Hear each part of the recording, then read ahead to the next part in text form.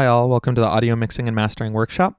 We're going to start off with some technical explanations, but I think it's helpful to understand things as we get further along. So it might not seem like it's relevant at first, and that's okay. Hopefully it'll come together. So I'm going to start out with some SI units. The base units on the left here, hopefully you're familiar with. The second, the meter, and the kilogram. They represent time, distance, and mass, respectively. And we can use those to derive some units that are going to be useful. The first one is hertz. It's a unit of frequency, and it's 1 per second.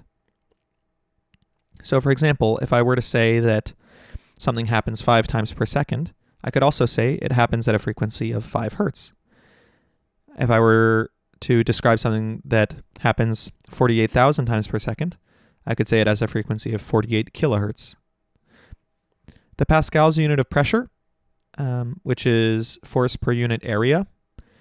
And this is useful because we can use it to measure sound pressure. These last two units are the joule and the watt. They measure energy and power, respectively. And the exact definition of those is a little hard to pin down. I think it's easier to look at some examples. So let's do that. So energy sort of describes how much work it takes to do something. And an example of that would be heat energy. So to heat 1 kilogram of water 1 degree Celsius requires about 4,200 joules of energy. So it took some energy to do that work. Now, power measures energy per unit time.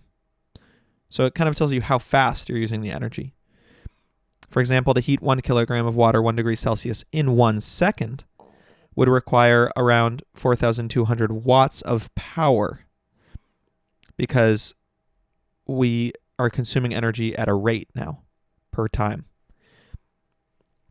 We can also calculate in reverse. If we know the amount of power that something uses, say a 1,000 watt toaster, and we know how much time we're using it for, say for 1 minute, we can find out that we need 60,000 joules of energy to power that toaster for 1 minute. Because we were consuming power at a rate of 1,000 watts, we did it for 60 seconds, and the watt is 1 joule per second, so that's 60,000 joules. Power is relevant because a sound source, for example a speaker or an instrument, emits a certain amount of sound power. And we can measure that somewhat indirectly by looking at sound intensity. So most people would think of this as volume. It's similar. And if you have some source that emits a constant sound power, you might realize based on reality that when you move further away from the source, it gets quieter. And when you move closer to the source, it has more volume. The reason for that is because that sound power is being spread out over a larger area. You can imagine if the source emits sound in all directions equally, that sound sound power gets spread out over the surface of a sphere. And so as we move further away, it gets spread out over a bigger and bigger sphere. And the sound intensity is just that. It's the power of the source divided by the surface area of the sphere at some radius. And that radius is the distance you are from the source. Now, the interesting thing here is the surface area of a sphere is proportional to its radius squared. And so sound follows the inverse square law, which means that sound intensity is proportional to the inverse of the square of the distance between the source and the observer. So for example, if we're here at R and we double the distance between us and that source, well, the sound intensity doesn't get cut in half. It goes down by a factor of 4 because the surface area of that sphere over which the sound power is being spread out didn't just double, it quadrupled. And so it's an interesting thing to know, and it kind of explains why volume gets lower as you move away from a source. Now, sound intensities vary wildly. A rock concert might have 1 million times the sound intensity of a quiet room. And so measuring things in watts per meter squared, the unit of sound intensity, is not as helpful as a unit like the decibel, which kind of compresses that range. The decibel is 1/10 of a bell, and the bell measures the ratio between two power-related values.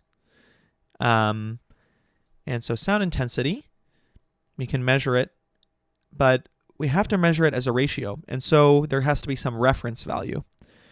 Oftentimes, if we're measuring the loudness of something in the real world, that reference value is defined to be roughly the quietest sound intensity that humans can perceive. And so then everything is measured relative to that. Note that sound pressure level, not sound intensity, but related, is also measured in decibels. And even though sound intensity and sound pressure level aren't equal, when measured in decibels, they are. They provide the same value.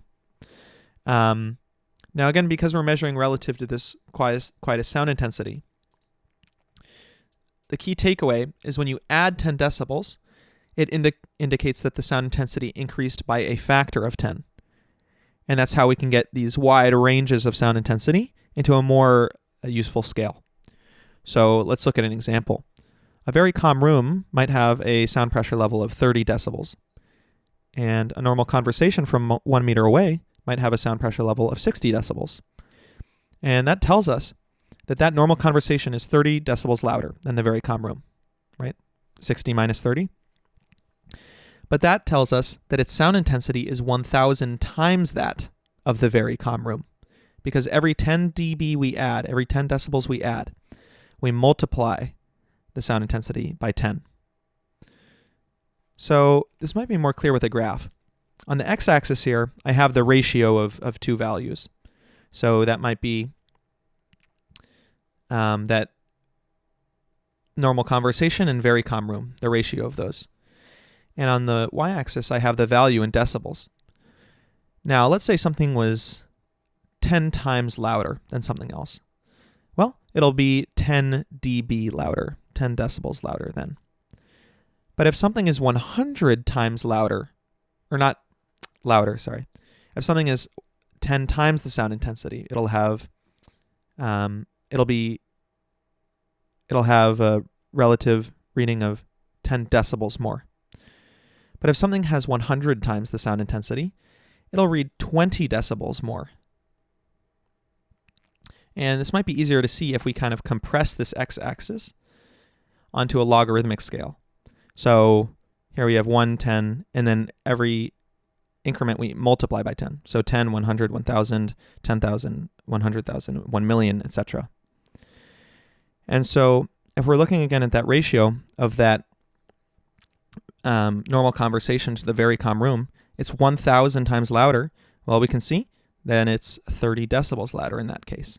And every time you multiply by 10, the value in decibels goes up by 10. There's one small caveat, and that is that sound pressure is not equal to sound intensity, as I mentioned earlier. Sound intensity is instead equal to pressure squared. And so if you want to measure them both on the decibel scale and have them give the same information, it turns out that when you scale the pressure by a factor of 10, when the pressure gets multiplied by 10, there's actually a gain of 20 decibels. So that's it for this part.